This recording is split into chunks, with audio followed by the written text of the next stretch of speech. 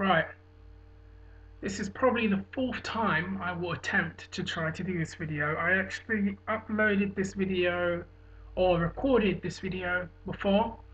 Unfortunately, something happened with it, and then I've got to do it again. Anyways, it's a bit late. This is the Royal Rumble preview that I was going to do, or review, sorry. All in all, I didn't think it was a bad show at all. It was alright. Not the best Royal Rumble I've seen, but by no means was it the worst. Right, things that I remember. Christian and Ezekiel Jackson didn't have a bad match. Christian, I thought, was very generous and, helped make Ezekiel look somewhat decent out there. Ezekiel does fall into the trap of being the standard big man and looking like every other big man, so he might need something else to kind of help him stand out, otherwise he'll just get lost in the shuffle. But all in all, it wasn't a bad match, and he looked alright out there. The other match that I can remember was, oh no, there was some dire skit, which just tells me that they need new comedy writers, and to be honest, a lot of their writers are so out of touch with what's going on in society, it's embarrassing now. MVP and Miz had a match which was impromptu, which could have probably benefited from being advertised on the card, and then maybe people would have been a bit more into it. The Miz was getting reacted to, um, and he was featured quite well in the show actually afterwards, as you'll see. Miz wins, retains his title, or he retains his title, I think by DQ, I can't remember. After that, there was the Sheamus and Orton match, which, oh, it wasn't rubbish. It just didn't. I don't know. Heel versus heel matches are either really hit or miss for me. But the crowd were very pro Randy Orton, and when Sheamus came out, they were kind of there wasn't that much of a reaction for him. He would have benefited being in another role, which I'll suggest much later on. Um, the most memorable thing about that match was actually the Randy Orton, Cody Rhodes, Ted DiBiase thing that took place afterwards, with Cody actually running out to hit Sheamus, the referee seeing it, Orton doing the RKO, going for the pinfall, the referee saying nope, disqualification, and then Orton completely spazzing out on Cody Rhodes and yelling, "You are finished, you are through, you are finished," and beating him up.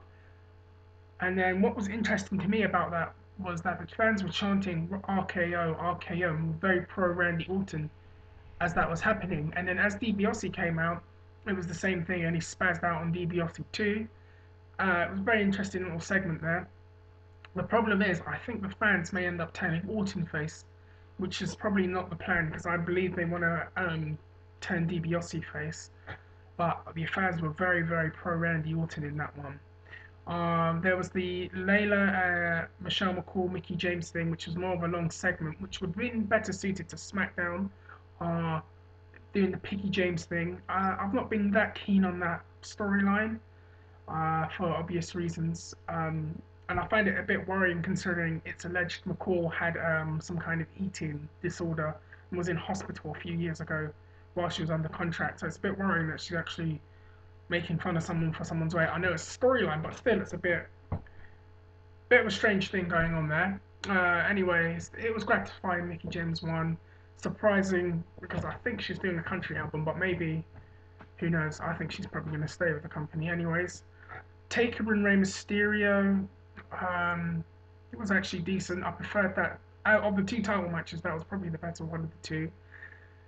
It was hard to buy into Rey actually winning in a smart way and even in a marked way because of what I think they might be having planned for the next 2-3 months anyways. It was still a good match and I thought they did what they could with it. Really the undercard, if you want to call it that, wasn't like boom and stood out to me, but it wasn't bad. We'll get straight onto the actual Royal Rumble because this is where the discussion picks up. The Rumble itself was entertaining. CM Punk really entertained me when he came out, and he's eliminating guys, and then he's doing his straight edge promo gimmick thing, and he done it with Great Khali, and then he did it with Zack Ryder and things like that. It's pretty entertaining. I thought that was quite a cool thing, a neat thing to have in the Rumble. It was very interesting seeing Hunter come out, and that must have set the internet world on fire. Hunter comes out, just It throws him out, and it was quite interesting that wallpaper Hunter threw out CM Punk. I'm sure, because the person with me said, I'm sure the internet will love that, and he probably was saying take that internet as he threw Punk out. Um, One of the problems though is I don't think the Rumble really elevated anybody new, like previous Rumbles have done, and actually this would have been ideal for someone like Sheamus to have been pushed from, because if you watch the most Royal Rumbles, especially 1994, Kevin Nash Diesel started to get over after his Royal Rumble performance, because what they did was they had him as the big bully, the monster, throwing guys out and looking so dominant uh, in the Royal Rumble and looking like the biggest threat to win it. And then when they eliminated him, and they took 7 people to eliminate him, uh, the fans booed and then gave Nash a standing ovation, and that was probably what led to Nash getting really over in the WWF and getting a singles push. And the same thing happened with Kane in 2001. So I'm surprised actually, and I think that would have been a better role for Sheamus to have taken. Bring him in, let him look very dominant, make him look very competitive, and eliminate a lot of guys out of there. And in the process, that probably would have gotten him far more over than what he is right now, where he's coming out and he's doing what he can and making the most of it, but people are just silent when he comes out. It would have been a much better role for him to have been the monster in the Rumble, if you know what I mean. Other things that were cool were Michaels eliminating Hunter, which was very good. That kind of stood out to me. I remembered that. And then what was the other thing that happened? Oh, we'll get onto that a bit later. R-Truth came out and eliminated Show and Henry, which was kind of significant. It's probably the most significant thing they've done with R-Truth in the last year, which is a shame. Um, then the big shock was Edge returning. I know some people were kind of predicting Edge would come back and win it. I know some people even speculated seeing Booker T or RVD come back. However, it was Edge, and Edge came back out and eventually won the Rumble. One of the other things that was really cool actually was when Michaels got eliminated by Batista. The way Michaels sold that and was like, it was just really well done, and it was very memorable for the Rumble. I felt it was one of the things that I remember the most about that Rumble. Michaels getting eliminated and then looking in disbelief as to say, my dream, I want to fight Taker, and then just spazzing out on the referee and losing it. I thought that was really, really brilliant. If they eventually do the Taker Michaels match, I think they've got a lot of good material now from this.